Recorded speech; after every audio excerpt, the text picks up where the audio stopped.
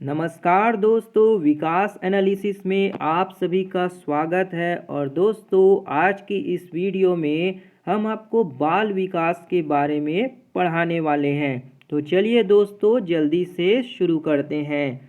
दोस्तों, बाल विकास के अगर हम सामान्य परिचय यानी जनरल इंट्रोडक्शन को देखें तो बच्चों को छोटे से बड़ा होते तो हम सभी देखते हैं, लेकिन हम कभी यह सोच समझ पाते कि उनका विकास कैसे हो रहा है, इस दौरान उन्हें किन किन प्रक्रियाओं से गुजरना पड़ रहा है, उनमें क्या क्या शारीरिक, मानसिक, सामाजिक, भावात्मक परिवर्तन हुए, क्या विकास में वृद्धि हुई या क्या यह प्रक्रिया निरंतर चलती रही या फिर रुक रुक कर चलती रही।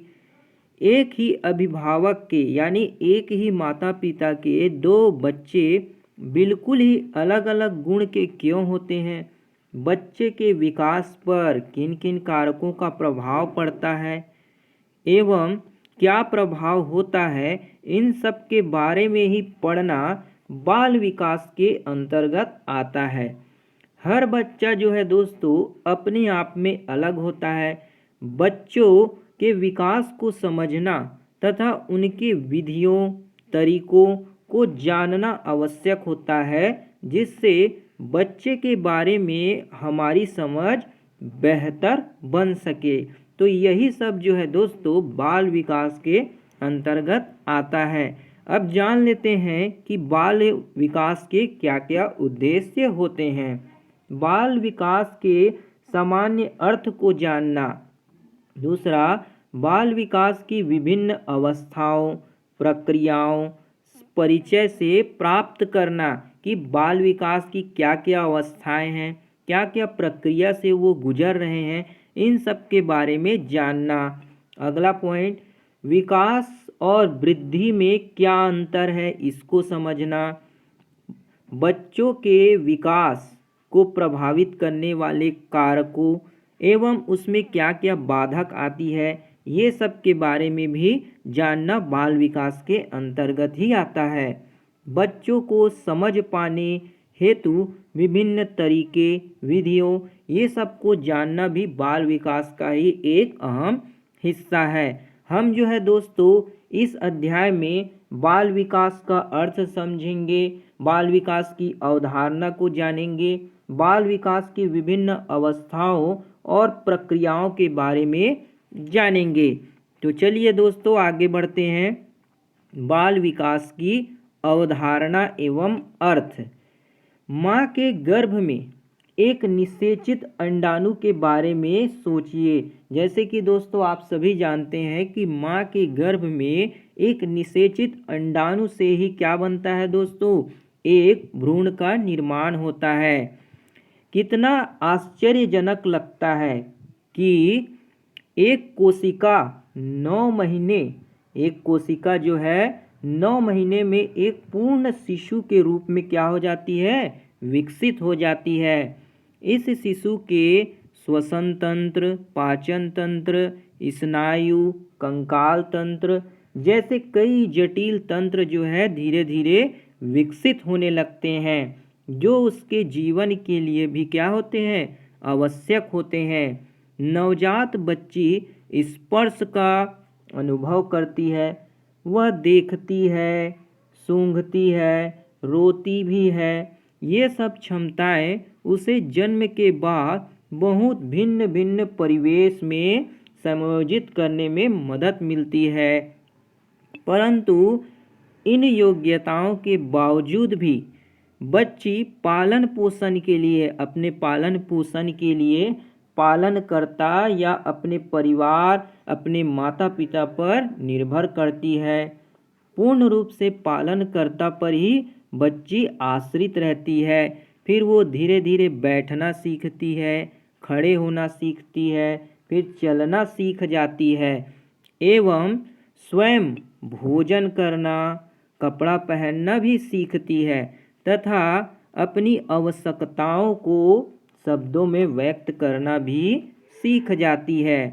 धीरे धीरे बच्ची अधिक स्वावलंबी होती जाती है और उनकी रुचियों का विस्तार भी होता जाता है।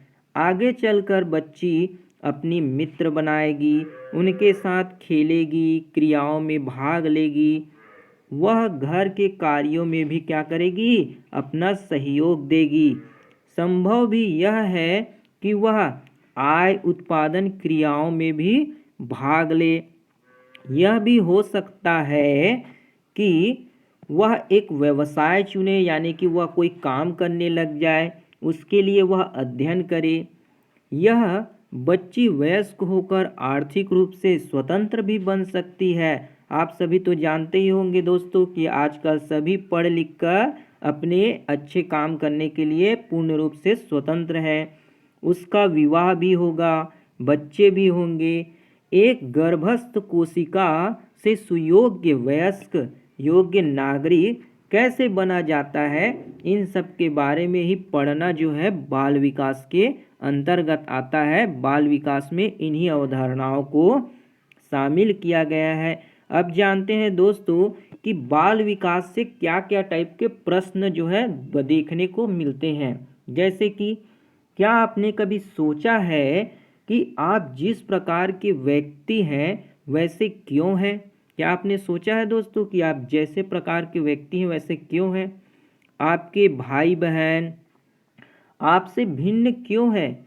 देखने में ही नहीं परंतु व्यवहार में भी भिन्न होते हैं। इसका क्या कारण हो सकता है कि एक बालिका अपने पड़ोस में लोकप्रिय है, उसके कई मित्र, जबकि दूसरे बालिका संकोची है, मतलब अपने आप में सिमटी हुई रहती है और अपने अध्यापक के समीप रहती है, मतलब अपने अध्यापक के पास ही रहती है, मतलब पढ़ने लिखने में होशियार है। और क्या आप सभी बच्चों में विभिन्न कौशल व योग्यताओं का विकास एक ही समय में होता है? क्या सभी 3 वर्षीय एक समान होते हैं? क्या 4 वर्षीय बच्चे से हम यह अपेक्षा कर सकते हैं? क्या विकास का कोई निश्चित रूप होता है? इसके आधार पर हम यह कह सकते हैं कि 3 वर्षीय बच्ची का जो व्यवहार होगा 5 वर्षीय बच्ची के व्यवहार से भिन्न होगा। ये तो जाहिर सी बात है दोस्तों कि 3 वर्षीय बच्ची का जो व्यवहार होगा वो 5 वर्ष की बच्ची के व्यवहार से हमेशा भिन्न होगा। ऐसे सभी प्रश्न बाल विकास के अंतर्गत किए जाते हैं। अब देखते हैं दोस्तों कि बाल विकास विषय का संबंध बच्चों के व्यवहार में समय के साथ होने वाले परिवर्तनों से होता है। बच्चों का जो बाल विकास का जो संबंध है वो बच्चों के व्यवहार में समय के साथ होने वाला परिवर्तन है। समय के साथ ही उनके व्यवहार में धीरे धीरे क्या होते जाता है, परिवर्तन होते जाता है। यह विषय इससे भी संबंधित है कि ये परिवर्तन क्यों और कैसे होते हैं।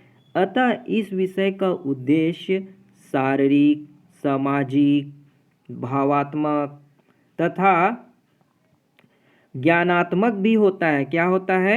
ज्ञानात्मक भी होता है। विकास को समझना, उनकी व्याख्या करना, वास्तव में व्यक्ति के सोचने का ढंग व व्यवहार बचपन के अनुभव को प्रभावित करता है।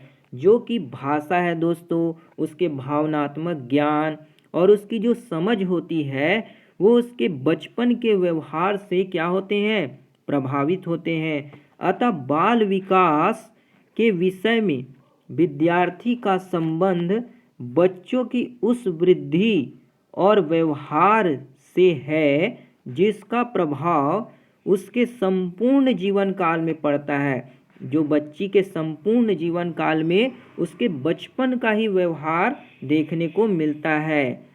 परंतु इस पाठ्यक्रम में हम केवल जन्म से लेकर 14 वर्ष की उम्र वाले बच्चों के विकास का अध्ययन करेंगे।